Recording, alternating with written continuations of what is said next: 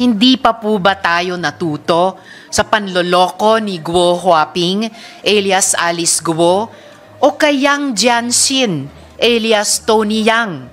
Nalaman natin na napakarami at naglalakihang red flags ang itinago ni Li Duanwang sa Kongreso. Si Li Duanwang ay junket operator at kasosyo ni Duan Renwu, ang sinasabing big boss ng na-raid na Pogo sa Porac, Pampanga. Ang negosyo niya ay nasa parehong building ng negosyo ni Shi Zhejiang, isang self-confessed Chinese spy. Konektado siya sa Philippine Xinjiang UC Association, na sinasabing parte ng United Front Work ng Communist Party of China. At sa mga opisyal na dokumento sa SEC, nagsinungaling siya at nagpresenta bilang Pilipinong si Mark Coong. This demands even more rigor, scrutiny, and discernment from legislators. We owe that much to the Filipino people.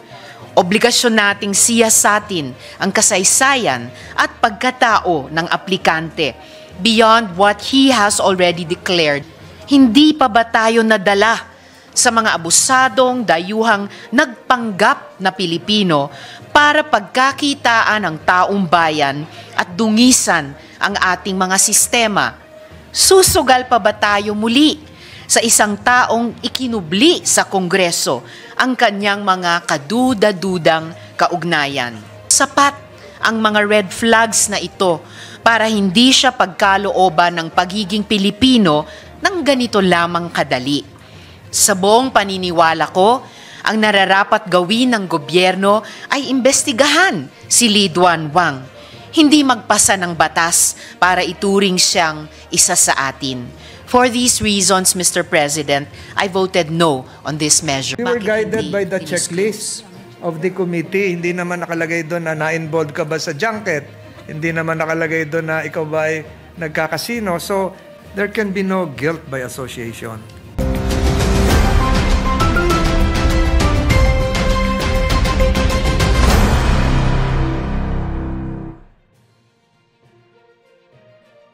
Magandang gabi mga kabalitaan. Huli ka na naman sa balita, no? Narito ang latest Congress hearing headline. Did the committee look into whether or not there were companies and affiliations he did not disclose, Mr. President? The applicants' involvement in various corporate as well as civic organizations' activities. So, kaya ko po itinatanong, Mr. President, is that my office asked the Securities and Exchange Commission to do a reverse search of the names Mark Ong and Wang Liduan, at ito po yung lumabas. Of this list, 2 corporations jump out. Ito ay yung Avia International Club Incorporated and Powergate Infinity Holdings.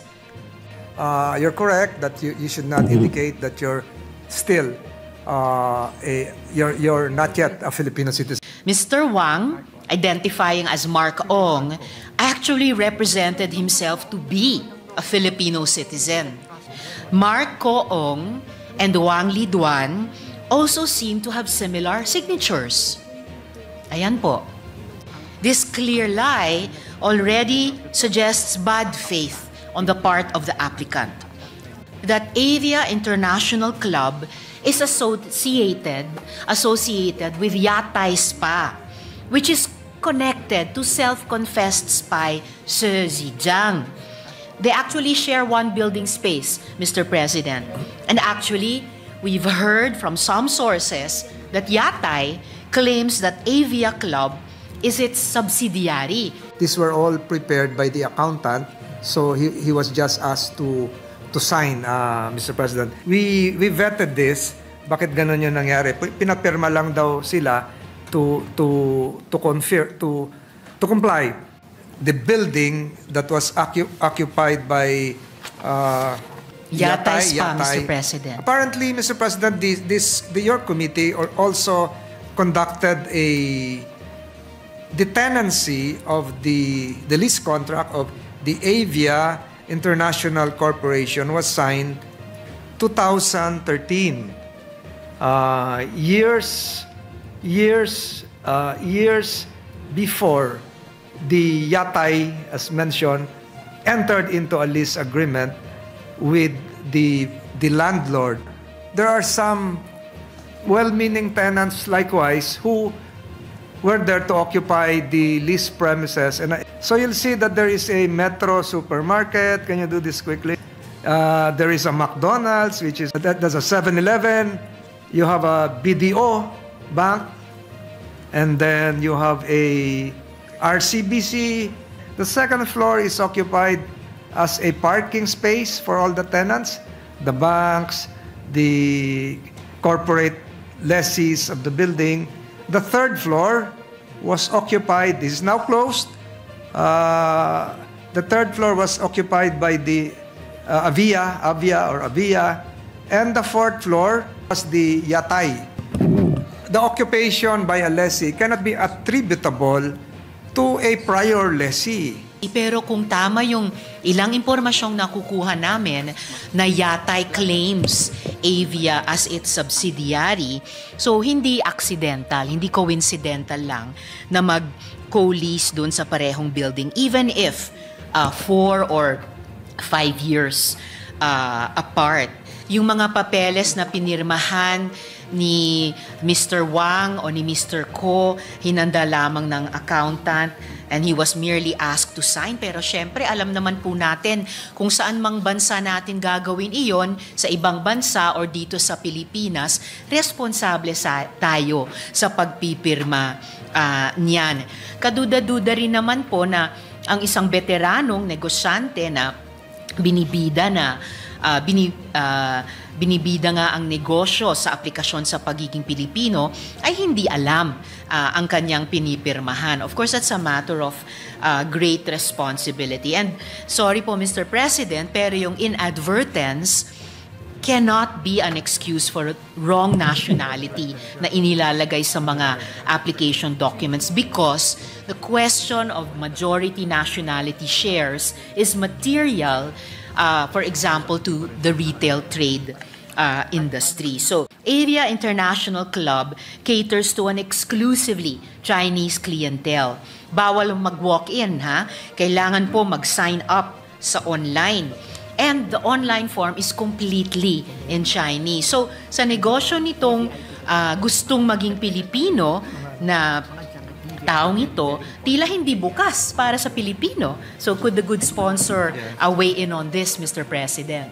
Yung hindi po daw totoo na yun lang po mga Chinese, yun po ay open sa lahat. Nagkataon lang na itong lugar na ito ay malapit po talaga doon sa mga legal na casino. Nandun po yung mga casino natin sa katabi. Nandun po yung malapit sa airport. Resorts World na napakalaki. Katapat na Iya 3. Important members nung junket. So talagang nagiging limitado dahil syempre sila lang yung magkakakilala kung magkano yung kanilang pinupusta. So baka naiisip ng iba ay very exclusive yung if I may pinapasok. With the yes, Mr. permission of the President. two senators, ang pagkakalam ko, ang junket, hindi pwedeng pumasok ang mga Filipino gamblers. Am I correct? Lahat ito foreigners. Kadalasan po ganon. Hindi pwede pumasok ang mga Pilipino dyan. No Filipino players are allowed to enter dito sa junket.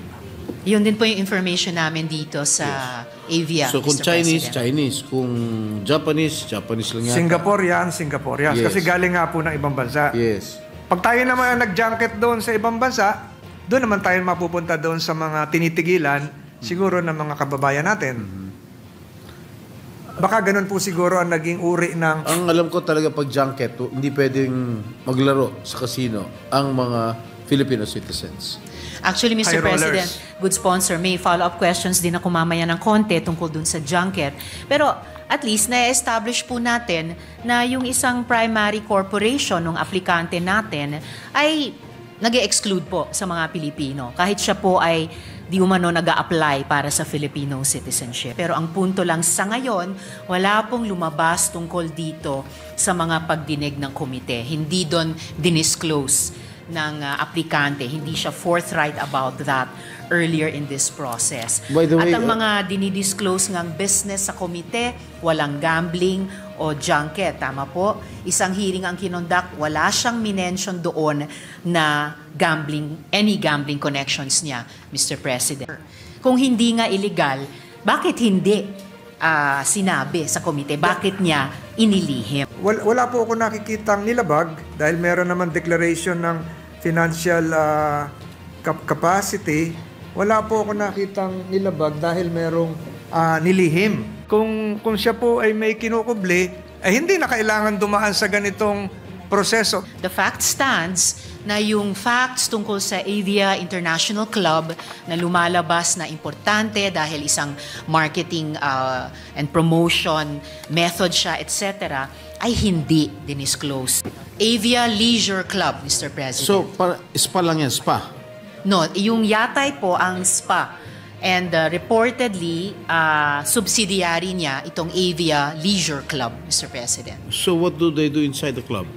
Is to establish, operate, and maintain restaurants, coffee shops, refreshment parlors, cocktail lounges, KTV, disco, and cater foods, Mr. President. Abya, nandun. Tapos yung nagtayo yung isang binabanggit kanina. Sa pagitan po ay merong parking lot. So, open lahat po yun. Nadadaanan natin yun pag tayo pupunta sa airport. Yes, We please. have contrary information that Avia International Club or Leisure Club is not open to Filipinos. So, dako naman po tayo, Mr. President, sa Powergate. Yung TIN at yung address na sinubmit ni Mr. Wang sa Senate ay match po sa TIN at address na sinubmit niya sa Powergate.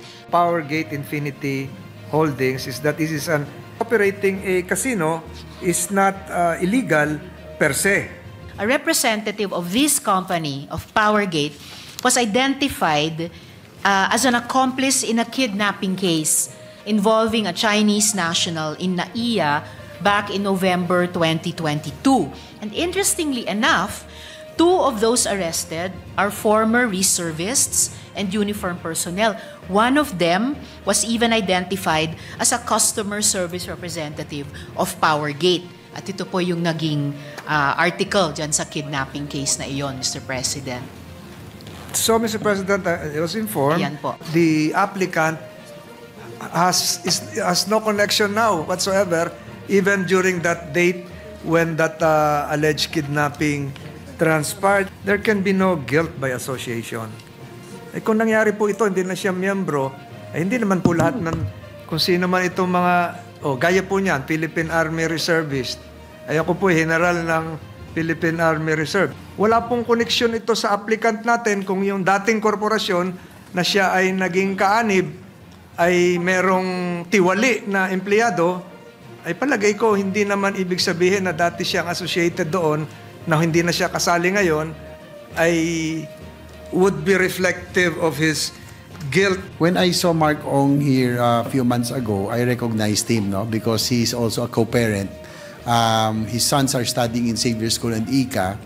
And likewise, I did my own research. I asked also Yusek Gilbert Cruz of the Presidential Anti-Organized Crime Task Force if Mark Ong has any records. But as far as they are concerned, he is not involved in Pogo, but only from what they know, yung pong binanggit kanina majority leader, talagang sa junket po, junket operations. And he has no other criminal records in the task force. No? Any question that we have about his associations and even past associations, importanteng maput on record. Lalo na't, halimbawa, yung isang importanteng bagay sa junket, hindi niya nasabi sa komite. So, at least here, in the plenary debate, we can make of record, for example, na yung isang kumpanya na dati siyang direktor ay na lumabas sa balita in relation to a serious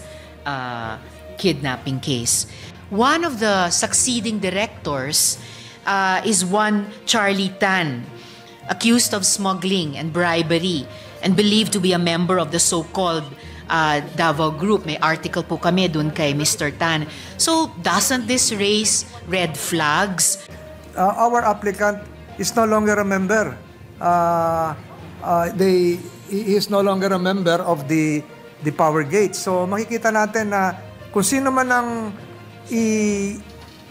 pumalit sa kanya, tanggapin ang Power Gate bilang direktor o kung ano man, ay does not reflect on the character or integrity of the said person. Again, I reiterate, there can be no guilt by association. Again, to reiterate, Mr. President, kanina po, minake of record ko na Mr. Wang is not on trial, so hindi rin po itungkol sa guilt.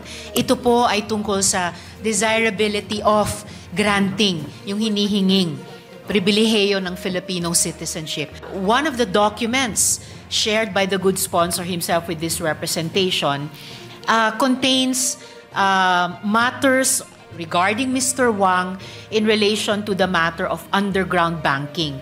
The person referred to by Her Honor is not the same lead Wang applicant. Iba po yon, may kapangalan siya na taga Laguna na 37 years old na call center agent. May lumalabas sa mga searches ng iba't ibang Filipino name, pero iisa lamang po yung alam kong Wang Lead 1 na pinag-uusapan na.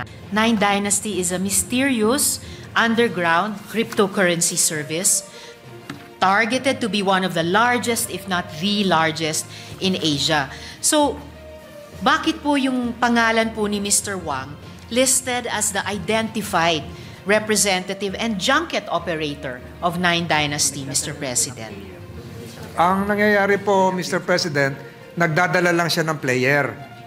Yun po yung kanyang naging role doon, pero hindi siya ang may-ari nitong 9 o 99 ba ho yan? Nine Dynasty, Mr. President. Can the good sponsor confirm if this is indeed Li Dan Wang in the ribbon-cutting ceremonies of Nine Dynasty?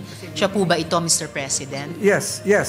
In the middle. And can the good sponsor identify the person to the right of Mr. Wang in this photo? Wala po akong kilala dito, Your Honor. Hindi po ba yan si Mr. Duan Renwu? Hindi ko And po I'll flash kilala. a photo po of Wala Mr. po akong kilala dyan. Wu.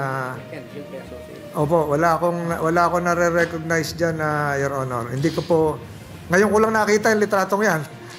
Kung gayon, Mr. President, good sponsor, I think meron din akong photo dyan ni Mr. Duan Renwu. At para po sa kabatiran or pagpapaalala sa lahat, si Duan Renwu po ang big boss ng Porac Pogo. Kinikilala pong ninong ni Cassandra o Cassie Leong at wanted fugitives sa China. So, does it inspire confidence in us that the applicant is an associate of a wanted fugitive, Mr. President? Mr. President, I was informed that yung nabanggit niyong pangalan, hindi ko na ma-recite uli, ay player po sa isang junket dahil ang casino naman po ay legal. So, dito po sa larawang nandito, hindi ko po ma-judge yan. Siguro merong isang ribbon cutting kung ano man. But, ulitin ko po, yung matatagal na at malalim na doktrina na even mere presence at the scene of the crime without which does not make a person a principal. Ito po ay pagre-raise ng mga hindi lang kakaunti, marami-raming reasons for concern about this application. So, dito, si Mr. Duan Renwu na nasa photo, sabi nga ng good sponsor ay player sa junket. Siya po ba ay isa sa mga VIP players na dinala ni Mr. Wang para maglaro sa Nine Dynasty? Hindi ko po alam, Your Honor, hindi ko rin alam yung binanggit yung pangalan kung sino dyan. All the more reason, Mr. President, na kapag tataka na if all of this is legal anyway, if all of this is beneficial anyway sa Pilipinas, kung bakit hindi binanggit ni Mr. Wang sa komite. Yun po yung isang pinagtatakhan ko. Because I'm not saying it's illegal. I am saying he concealed this from the committee, Mr. President. Ang sagot po doon, Mr. President, during that time, hindi naman siya member na nung EBIA. We were guided by the checklist of the committee. Hindi naman nakalagay doon na na-involved ka ba sa junket. Hindi naman nakalagay doon na ikaw ba ay nagkakasino. So, ang presumption po dito, Mr. President, your committee worked hard to engage the services of other government agencies to secure the documents required of a person applying for a legislative naturalization decree. But again, wala kasi akong nakita dahil hindi niya ibinigay sa komite mga impormasyon tungkol sa pogo o gambling o cryptocurrency. And I hope na at least na-appreciate Isa-isahin ko po, natin na Mr. President. itong impormasyon lumalabas na ngayon kesa Isa-isahin ko po, later, Mr. President. Hindi po siya na-involved sa pogo. Okay? And during the hearings, Mr. President, yung pogo po ay, kung ito man ay illegal ngayon, yung pogo naman po during those days, legal pa yon. May mga legal pang pogo. Hindi rin po nabuksan yung cryptocurrency kasi wala naman po sa records yun, wala sa checklist na... Precisely, Mr. President. Itong pogo, hindi ito pinag-usapan kasi nung panahong yon, legal pa ito sa mata ng batas. Itong casino, hanggang ngayon legal pa ito. At itong nabanggit niyo yung cryptocurrency, 48 hours pa ho siguro. Makikita niyo po yung legalization nito sa ibang jurisdiction, which will have an impact in our jurisdiction likewise. And again, Mr. President, nadadagdagan tuloy yung listahan ng mga bagay na dati ay hindi pa illegal or hanggang ngayon ay legal. Pero kung bakit hindi dinisclose ng ating aplikante sa komite ay nagbibigay ng impression talaga na hindi completely forthright. We retrieved information from a Chinese website that Mr. Wang was inducted as the new chairman of the Philippine Jinjiang Yuxi Association. This association is connected to the network of hometown associations established in the Philippines.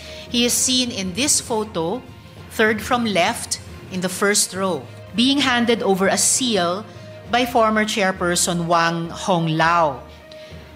This organization, Mr. President, is part of the United Front work of the Communist Party of China. And take note po, 2023, ang balita pong ito, kaya bagong-bago pa lang siya chairperson. So I have to question where Mr. Yang's loyalties would lie if we grant him Filipino citizenship by the Philippine Senate, Mr. President.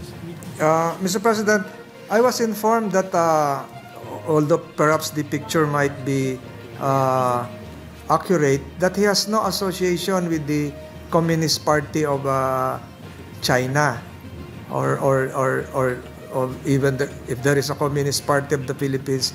And per our information, itong Philippine Jinjiang UC Association is part of the United Front work of the Communist Party of China. Is it possible for one person, even a foreigner, to have more than one taxpayer identification number, Mr. President? Siguro po, Mr. President, it is indeed possible for a person to have more than one, but it is not allowed. Yes, it is Mr. not allowed. It can.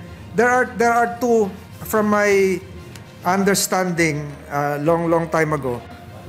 His TIN in his BIRID is different from his TIN in Juan Care.